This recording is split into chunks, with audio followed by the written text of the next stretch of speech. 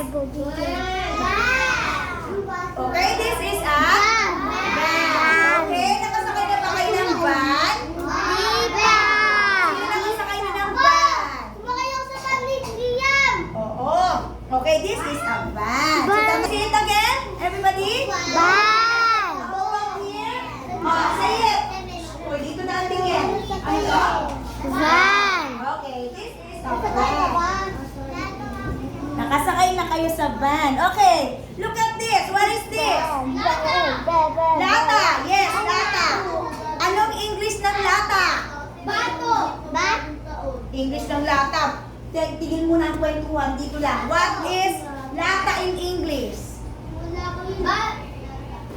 Sino makakaisip?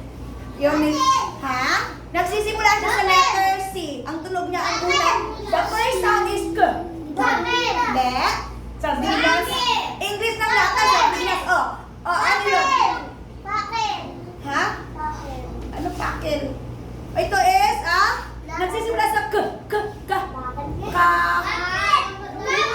Can. This is a can. Can. Sabihin nyo nga, can.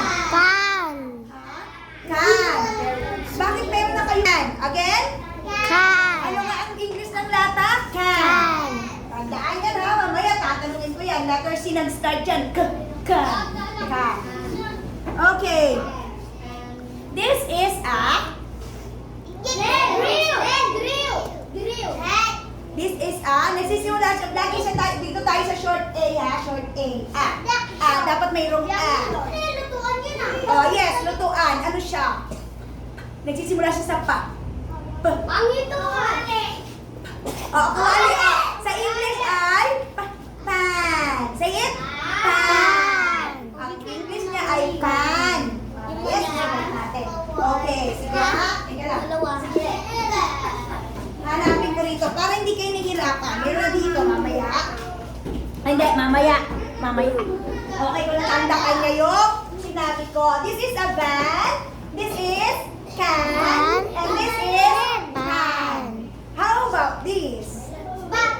Yes, this is a bat. Yung pang baseball bat, yung gaganon may bola. Okay, this is a bat. Nakapaglaro na kayo noon? Si teacher, nakapaglaro na ng bat. Baseball yun, sa baseball. Nakalaro ka na rin. Okay. Sige, stop na. What is this again? Bat. Okay, very good. This is a bat. Next. Okay, dito na tingin ulit. Okay, sino kaya makakaalam nito? Ano kaya ito? Next! No? Nilalagyan ito ng mga, basta nilalagyan ito ng basura, pwedeng lagyan ng bigla. Sako! Ano English ng sako? At yung ako na tayo. Ano nga English ng sako? Trash, basura yun. Basura, pero ito ay lalagyan ng trash. O pwede siyang lalagyan. Tama yung sinabi niya, sako. Anong English ng sako? Yes, very good, sack. Okay, this is a sack. Sako, tandaan niyo ang English ng sako ay sack. Okay, next. Ano naman ito? Bakit nag-drawing teacher? Ano to? Hindi. Nilalagay ko.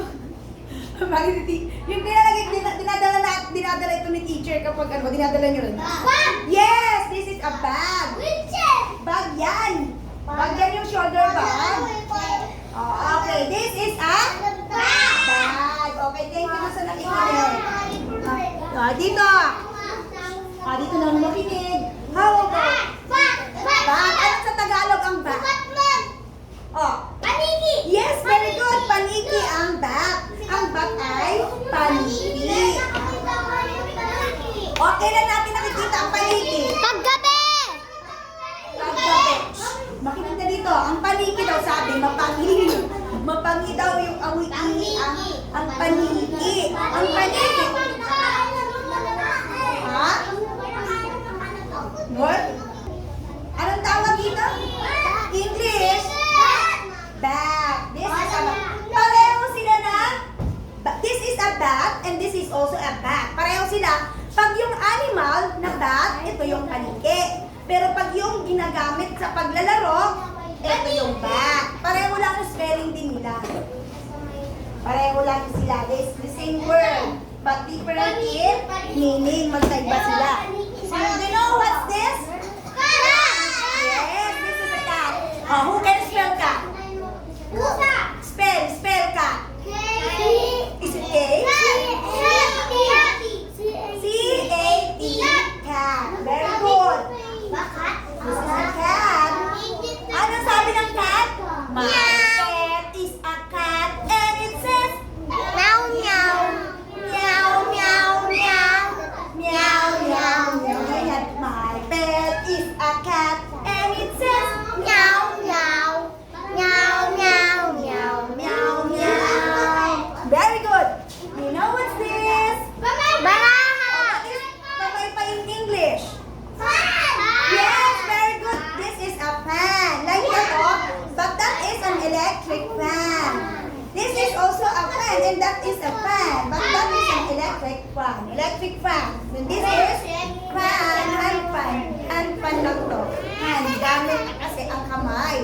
Ayun naman, electric ang nagpapagana dun sa fan ngayon. So, the same.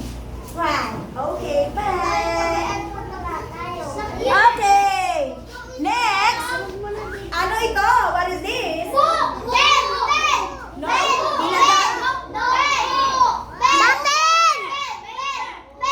No, this is not a pen. This is paper. And another word. This is a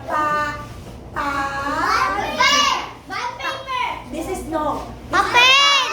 Paper. Sabi nyo nga, paper siya, pero ang tawag nila, pad paper. So, pinaikli, pad. Say it again, pad.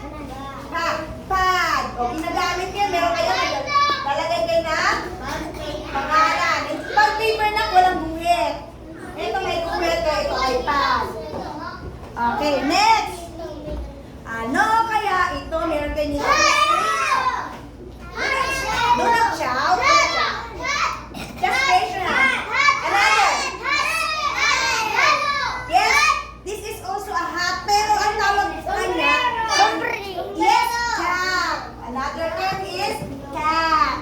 Pag ganito kalaki, ganito siya, yung may ganyan siya pabilog, this is a cap. Meron kayong cap? Sino gumagamit ng cap kapag mainit? Oh, yung mga boys karaniwan nagka-cap. Para pogi points. Para pogi ang ano. Okay, next. Another is, what is this? Nakikita? Hindi. Nakalagay ito sa mga damit o sa mga binibili natin. Ano para...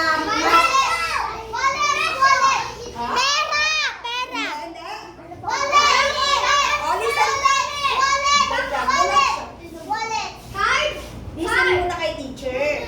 Ito yung inilalagay sa mga binibili natin para malaman natin ang presyo. Hindi na nakadikit mamaya, makinig muna kay teacher. No, this is a tag. Diba, titingnan yung tag, magkano kaya ito? May nakalagay doon nakasabit sa mga damit, diba? Nakakita kayo may mga sabit-sabit. Ang tawag dyan ay tag. Makinig kay teacher, ang tawag ay tag. Sabihin nyo nga ulit? Tag! Tandaan niyo yan, mamaya, magagawa ko. Okay, tag. Okay, dito, ano to? Okay. Ito, mas malaki siya dun sa hat. So, this is a hat. Hat. Okay, this is a hat. Ano to? Hat! Mas malaki ito, mas malapad siya. Sa mga girls, mas maganda to kaysa dito. Pero okay lang din tayo. Ang boys pwede rin maggamit ng hat at saka girls pwede rin ito. Pareho lang. Okay, next.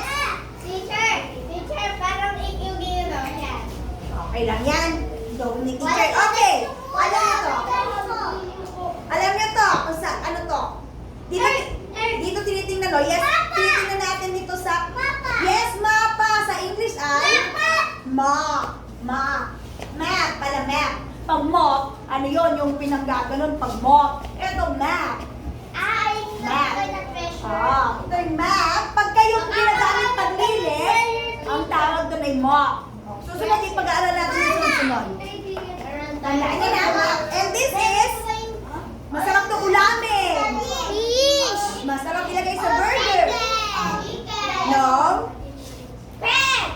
Baby. Nagsisimula sa H. Ham. Okay, this is a ham. Kaming baboy. Ang ham. Malaki pa kasi siya, kaya nilagay dito. So, this is a ham. Ang taba. Next. Kumukain ba kayo o muulam ba kayo ng ham? Hindi na kasi ito nahiwa, kaya ganyan. Kaya malaki pa, buo pa yung ham. Ano to? Daga. Daga. Mouse. Yes, this is a mouse, pero may another word sa mouse. Wabon. Another word, rat, kasi nandun tayo sa A eh. Letter A. Okay, this is a rat.